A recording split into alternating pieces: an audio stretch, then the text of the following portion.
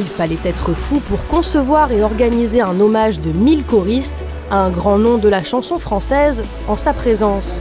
Et pourtant, depuis 1998, les Fous Chantants relèvent ce défi chaque été et deviennent la plus grande chorale de France lors de 2 spectacles à guichet fermé aux arènes d'Alès.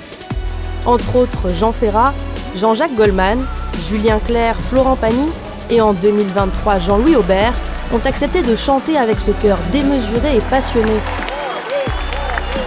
Rencontre avec Fabrice Schwingruber, directeur artistique des Fous Chantants et ambassadeur du Sud Ingénieux.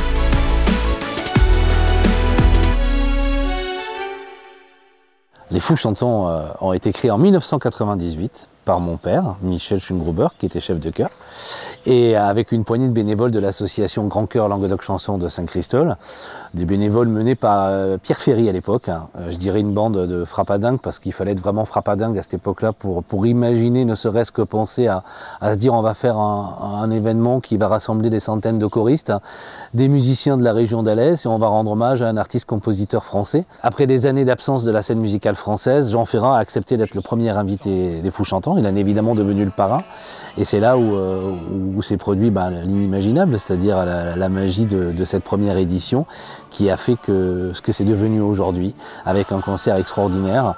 Et je crois que ce soir-là, ils se sont dit pourquoi pas une deuxième année avec Georges Moustaki. Et arrive l'improbable, l'incroyable, quand Jean-Jacques Goldman accepte de venir à Alès et d'être l'artiste qui sera hommagé. Jean-Jacques, le soir même, tellement ému par le show, annonce au public qu'il écrira une chanson qui s'appellera Ensemble. L'année suivante, il vient à Alès l'enregistrer avec les choristes, et l'année d'après, il revient à Alès la produire pour la première fois en public. Et là, là c'était parti.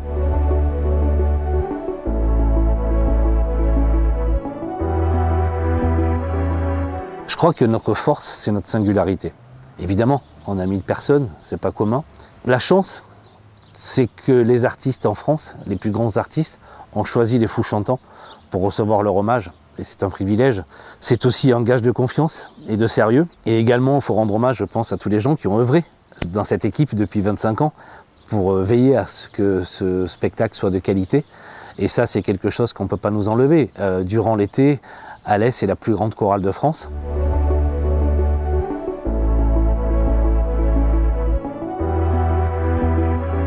Avec Emmanuel Paterne, qui est directeur musical, et David Vincent, chef d'orchestre, arrangeur, et moi-même, donc directeur artistique, on ne veut pas se contenter de faire chanter 1000 personnes.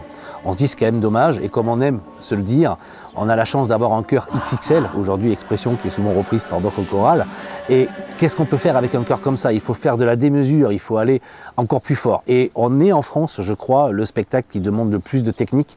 C'est 2 semaines d'installation, c'est des dizaines et dizaines de techniciens, des semi-remorques tous les jours, des tours qui culminent à 25 mètres de hauteur.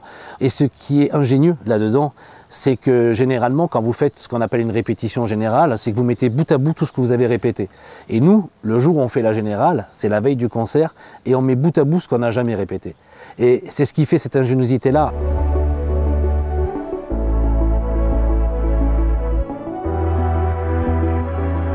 Bien sûr que c'est une grande famille. Les choristes aiment dire on attrape le virus des fous. C'est pas pour rien. Quand le choriste vient, généralement, il sait qu'il va être lié à Alès. Il sait qu'il va être lié à ça, le reste de sa vie. Alors, certains viennent chaque année, d'autres de façon plus ou moins régulière. Il y a aussi l'aspect intergénérationnel.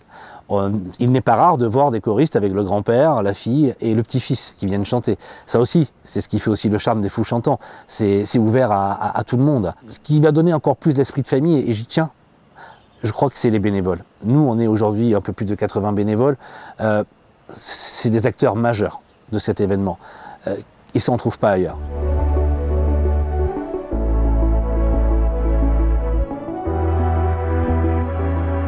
Déjà, il y a une histoire entre Alès et le chant choral. Il faut savoir que le département du Gard est un département en France qui a le plus de chorales. Donc aller faire un événement de chant choral ailleurs, déjà, n'aurait pas eu de sens. Ensuite, je dirais que tout n'a pas été rose aux Fous Chantants, tout n'a pas été si lisse, si beau. Il y a eu des moments difficiles, et je crois aussi qu'on a eu la chance d'être entouré de personnes comme Max Roustan, qui, s'il n'avait pas su montrer son attachement et pas répondu présent quand il fallait, les Fous Chantants ne seraient plus là. Et on a cette chance de travailler avec des gens de confiance, ou comme Christophe Rivinc, avec qui moi c'est facile pour moi de travailler. Je veux dire, on sait de quoi on parle, il connaît les dossiers et ça avance. Et on se sent en confiance de travailler dans un environnement comme ça.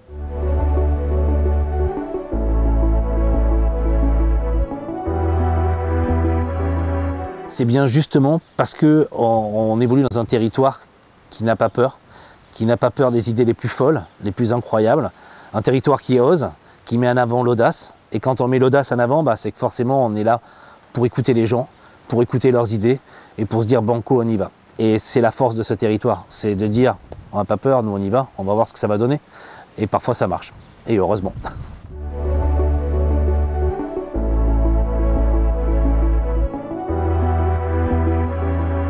C'est avant tout une fierté, c'est un juste retour des choses.